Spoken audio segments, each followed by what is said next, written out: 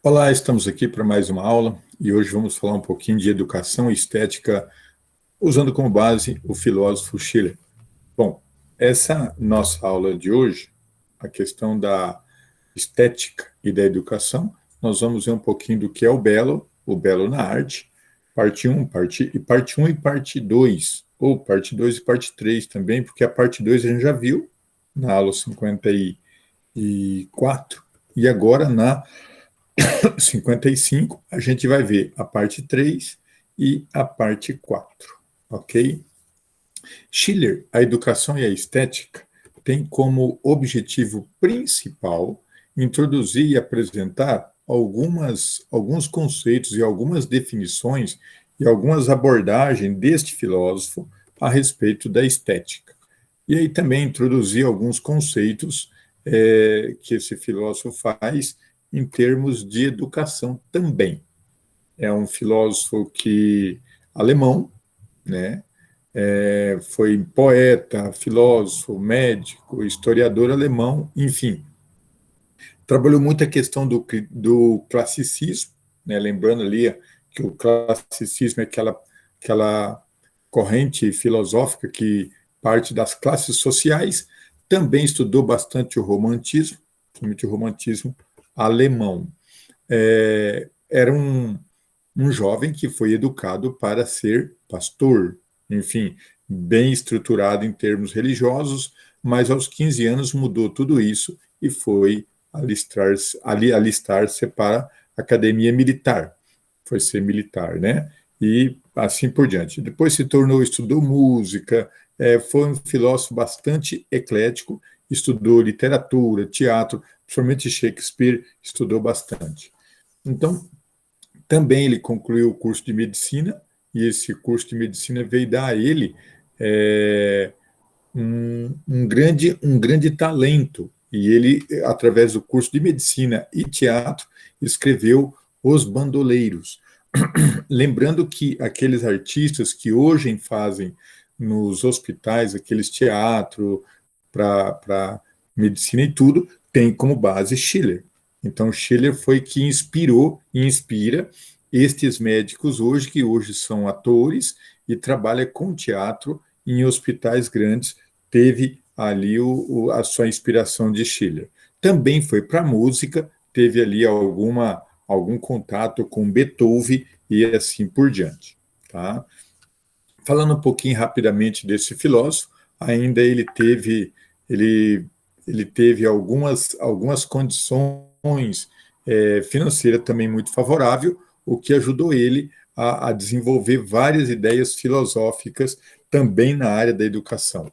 Algumas das suas principais obras, Os Bandoleiros, como eu já disse antes, né, no teatro, né? Ainda no teatro, questão de conjuntura, intriga do amor, Dom Carlos, e aí foi, vários outros. Na poesia também, né, foi um dos mais famosos é Os Visionários, e assim por diante. Na poesia também teve sua participação muito interessante, né?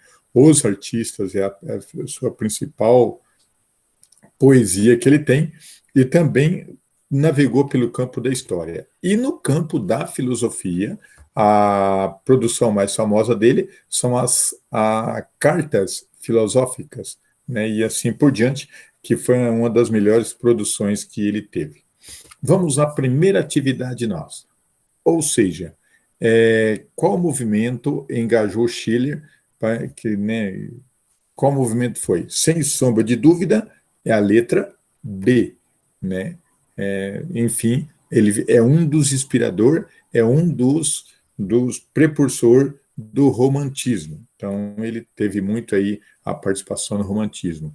A influência na literatura, principalmente no Brasil, foi bastante forte.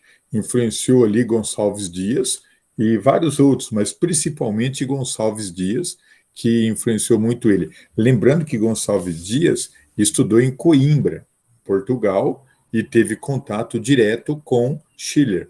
E, sem sombra de dúvida, a literatura brasileira tem muito de Schiller através de Gonçalves Dias. Ainda no teatro tem a influência de Gonçalves Dias também, né, foi influenciado em algumas peças teatrais brasileiras, né?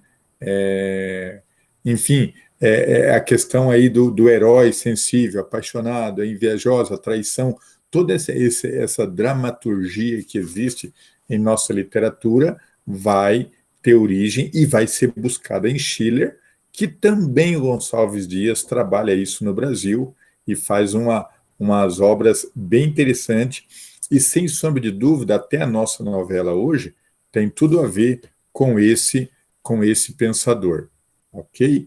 E aí a gente tem o seguinte, quais os escritores brasileiros influenciados por Schiller? Sem sombra de dúvida, Gonçalves Dias, né? E tem também alguma coisa ali das obras produzidas de Maranhão por Barreto e assim por diante, tá? Educação. Educação tem a ver com Schiller? Com certeza. As nossas bases educacionais também têm a ver com Schiller, uma vez que ele apresenta as bases de uma Revolução Francesa, de uma participação social, e aquele caráter moral que a gente tem, todos aqueles princípios de moralidade que a gente prega, de ser certinho, organizado, tudo, e isso tem muito a ver com Schiller. Vamos à terceira questão do nosso dia de hoje. Em qual momento histórico Schiller escreve as cartas sobre a educação e a estética? Com certeza é a letra B, que é o período do terror e da Revolução Francesa. Então, em meio à história da Revolução Francesa, é que ele vai fazer essa obra escrito As Cartas, que revela o período de terror da Revolução Francesa. Lembrando que é o período da liberdade, igualdade e fraternidade. Aqui é questão do Enem e, com certeza, é questão cultural. Então, aqui o texto que agora pode dar um pausa e ler, né? E ler. E após a leitura, a resposta é a letra A, que é a questão cultural, né? Com relação à educação, ele vai ter toda uma trajetória de educação, lembrando que ele foi educado desde os 5 anos para ser pastor, tornou-se, então, militar e não pastor, estudou medicina, literatura, né, e teve contato ali com Shakespeare e outros, e o Beethoven e outros artistas mais, o que tornou ele bastante eclético em termos de formação.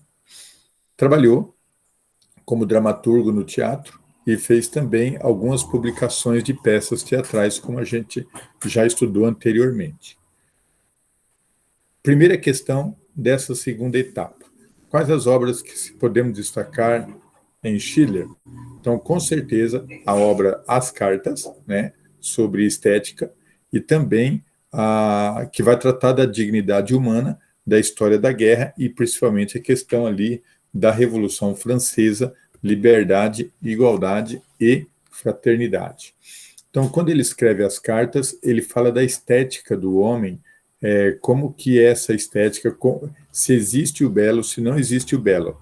E aí ele vai fazer uma diferença entre o que é ser belo e o que é ser bonito. Então, bonito é apenas uma aparência física, é uma aparência momentânea e individual, não coletivo. Enquanto o belo, ele segue padrões estético-matemático, ou seja, as proporcionalidades tornam uma pessoa bela. Então, uma pessoa bela pode ser baixa, pode ser alta, pode ser magra, pode ser gorda. Enfim, não há problema. A questão aí é as proporcionalidades que tem que ser harmônica, e daí torna-se belo a partir daí. Tá? Então, qual o principal objetivo dessas cartas que ele escreveu?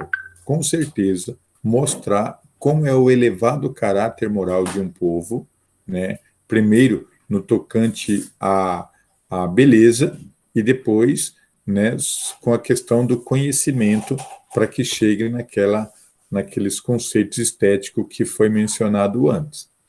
Então, na área da educação, ele vislumbrou a arte de educar o homem para a liberdade e para a produção do seu meio social. Então, o ser humano, além dele ser educado para que ele possa produzir efeitos de liberdade, e também de aceitação do outro e aceitação do diferente, né? Então, essa estética dele prevê essas condições.